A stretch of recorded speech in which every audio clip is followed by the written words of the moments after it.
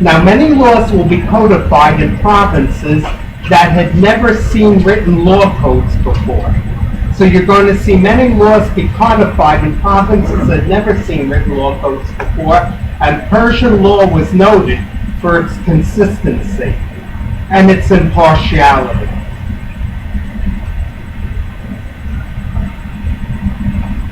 And that's what garnered respect for Persian law. Okay, the fact that it was consistent, it didn't play favorites, and it wasn't a type of law that would change if you were wealthy or if you were poor. Whether you were affluent or destitute, you get the same law and you get the same punishment. No favoritism, no club fed. Okay, nothing like that in the Achaemenid Persian Empire.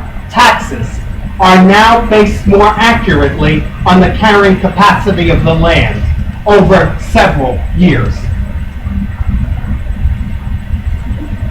Sure, you're going to basically see taxes that are based more accurately on the carrying capacity of the land over several years, meaning they're going to basically assess what the land is capable of producing. And what the usual tax on land is 20% of the annual yield, except in cases of famine or drought, okay, in which the Iranian government, the Persian government will take consideration of.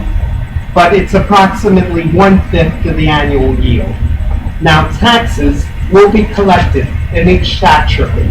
Taxes will be collected in each satrapy by a Persian treasurer. Taxes will be collected in each satrapy by a Persian treasurer who will set aside a portion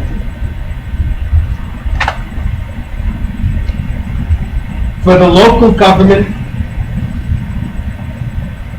and he's going to send the rest to the emperor. So the Persian treasurer in each satrapy will set aside a portion of taxes for local government and then send the rest to the emperor. Think of it as local taxes versus federal tax, right? You're going to have some that will go to the state, you'll have some go to the municipality, you'll have some go to the central government. Think of it that way if it helps you. Okay? Now, other taxes, and taxation is important, even though it's not the sexiest thing in the world to study, unless you're an accounting major, which I hope you're not. But in the event that you are, you know that taxes are important because this is how a government has its budget. Just like you need a budget when you're going to pay your rent, pay your food, pay for your clothing. You need to have money set aside. You need to allocate for this. Governments have budgets too, and it's important to know how the Persian dynasties under the Achaemenids, how the Persian Empire under the Achaemenids are run. Other taxes are assessed on transactions, meaning sales taxes. There'll be taxes on water, port usage, mining, and other industrial activities.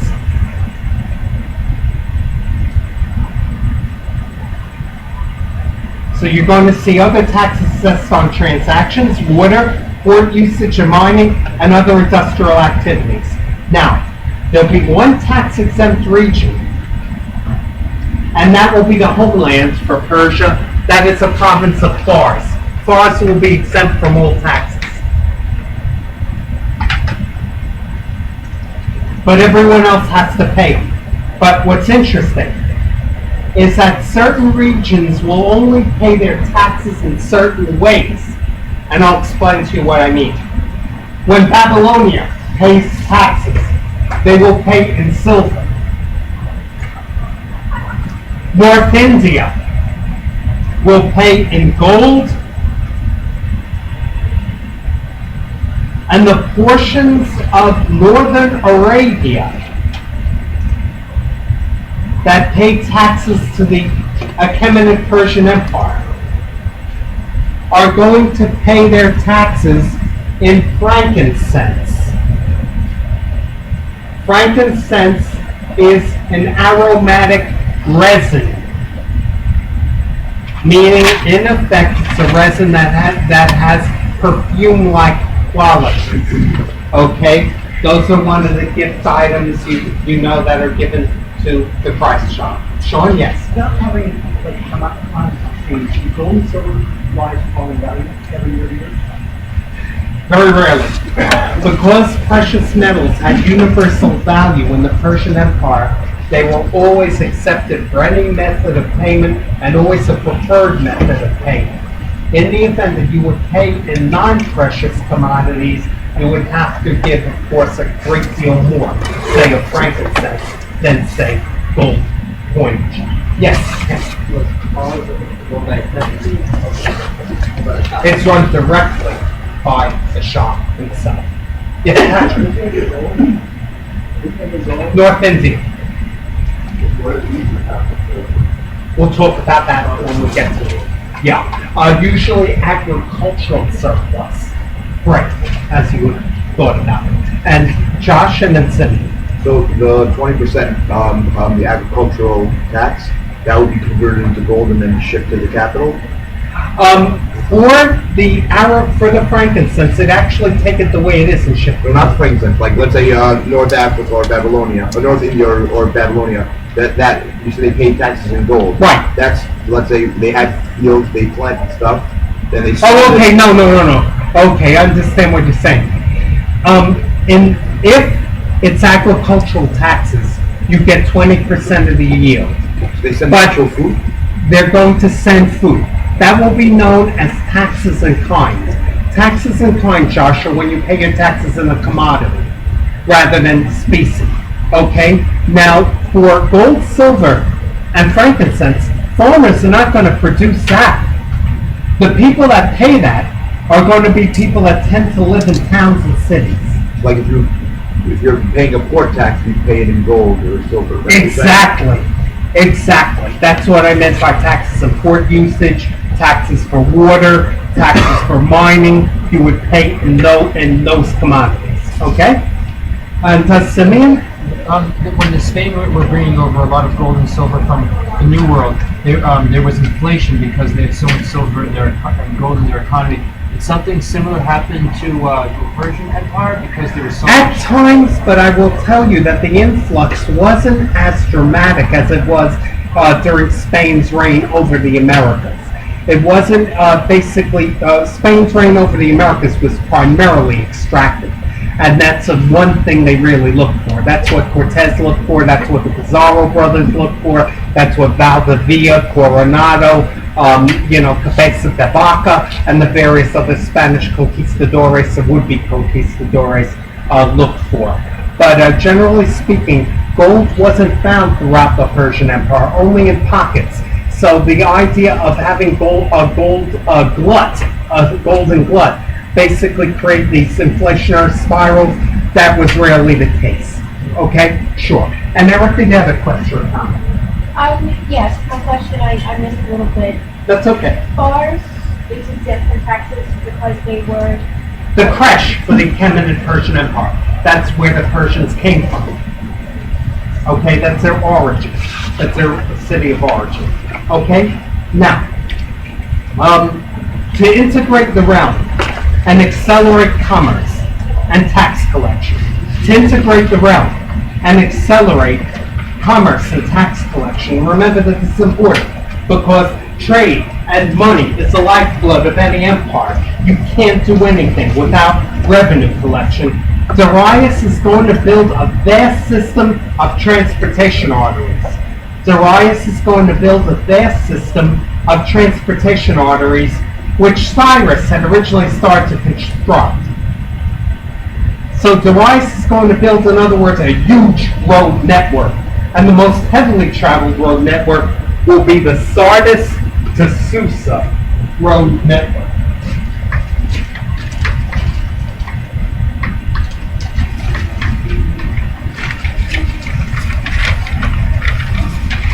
Okay, so that's going to be Sardis to Susa. Susa is located in the small city of Shush. And no, I'm not telling you to be quiet. Okay? It's actually called the town of Shush. It's located in the lower Zagros Mountains, right about here. Okay? Sardis would have been located on the Ionian coast. It was the capital of Lydia. So this is 1,700 miles of paved road. Okay? Now it's annually maintained by workers and policed by soldiers. It's annually maintained by workers and policed by soldiers.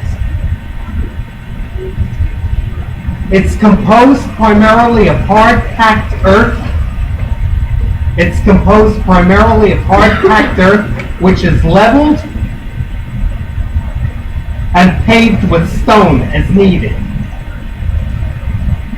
And it's a very elaborate construction undertaking, Ken.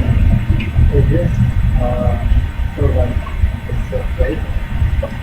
Is this kind of like a Silk Road? Yeah. You could think of it as Silk Road. You could think of it as a Appian Way. You could think of it as any particular type of trade artery you want. What's important is the fact that this is going to link 1,700 miles worth of trade emporia together and make it easy for people to do business with each other.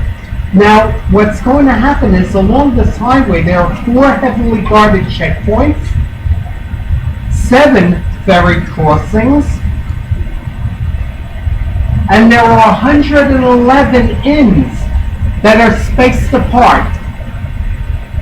There are 111 inns that are spaced apart by 1 day's journey. How much in a day's journey? About 15 miles. That's how much you do in a day. Yes. There are going to be 7 ferry crossings. Okay? So in effect, this is going to be heavily policed. And you're going to have these inns, or hostels, if you will, that are going to shelter the following people. Yes? Can anybody go along these roads, or certain people? Well, everyone except brigands. And let's talk now about who the hostels will shelter. And you'll know that. Okay? They're going to shelter dignitaries, meaning foreign ambassadors. Okay? Merchants. And messengers.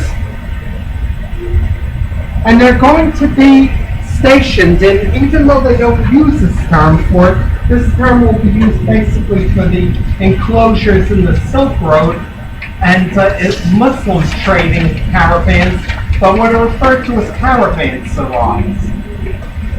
These will be set up. And what a caravanserai is going to be basically a walled corral, a walled enclosure for the protection of men and animals from brigands. A brigand, if you do not know what that is, how many people do not know what a brigand is? It is a dacoit or a thief. Okay, a robber. Brigandage is robber. Now, other major highways, besides the Sardis to Susa road, will be from the Iranian plateau over here to Bactria and what would be Afghanistan. Right over here. Okay, that's another major trade artery. And also the Iranian plateau, but this time going to Palestine and later on to Egypt, connecting the Iranian plateau with movement and trade going west. Now, along these routes, Darius will establish a royal messenger service. And this royal messenger service will deliver documents between the central government and the satrapies. Yes, it's one of the first post offices. Okay? This is going to be one of the first post offices. Now, all intervals along major routes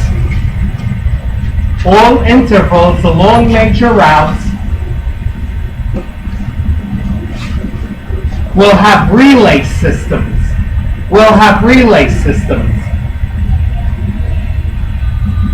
That have posts providing fresh horses and riders. very much like the Pony Express, if you're familiar with the history of the American West. And these fresh horses and riders would be changed every 15 miles. Remember that 15 miles is a day's journey.